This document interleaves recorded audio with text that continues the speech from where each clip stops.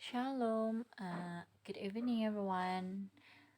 First of all, let me introduce myself. My name is Lenny Putri Anggarita and you can call me Lenny. Today I want to make a video for my final exam of TEFL. So without nothing further ado, let's get started.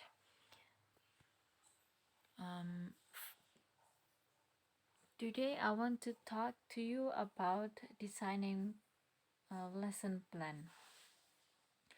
There are four things that we should know before we do the lesson plan or before we design the lesson plan.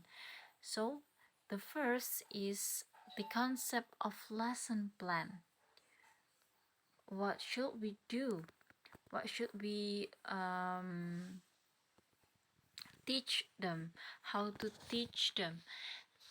But before we go into that, we should know what is a lesson plan.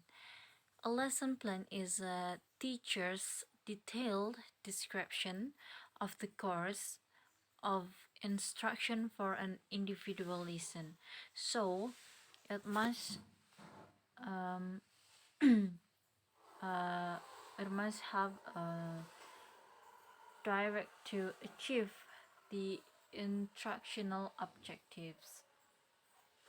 So to get the lesson plan, we should have three questions that we should know is where are your students going, and then the second is how are they going to get there, and the last is how will you know when they arrived. That's all. So we can know, we can design the lesson plan for the for teach them. And then every teacher should design a plan completely and systematically to make the teaching and learning interactive, inspirative, joyful, challenging, and be able to motivate students to be active, creative, and self-reliant in line with their talent, motivation, their physical and psychological development. And then the second is the components of lesson plans. You may have a different opinion, but state your reason and record your friends.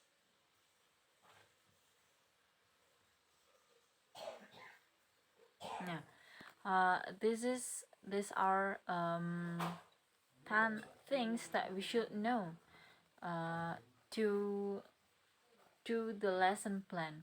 The first is identify of the object of the subject matter, then competency standard, basic competency, indicator for competency achievement, the instructional goal, and then instructional material, time allotment, methodology, learning activities, and also evaluation.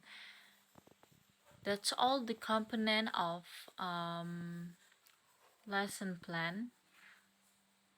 So we go into the next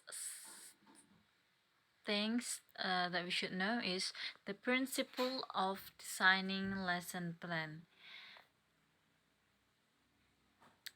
There are 7 things that we should know. Individual difference, then fostering student participant, developing students' reading and writing habits, giving feedback and follow up, the instructional goal, and then link and unity, and the last is employing the information and communication technology. And the last things that we should know is the stage of developing a lesson plan. A well-developed lesson plan reflects interests and needs of students.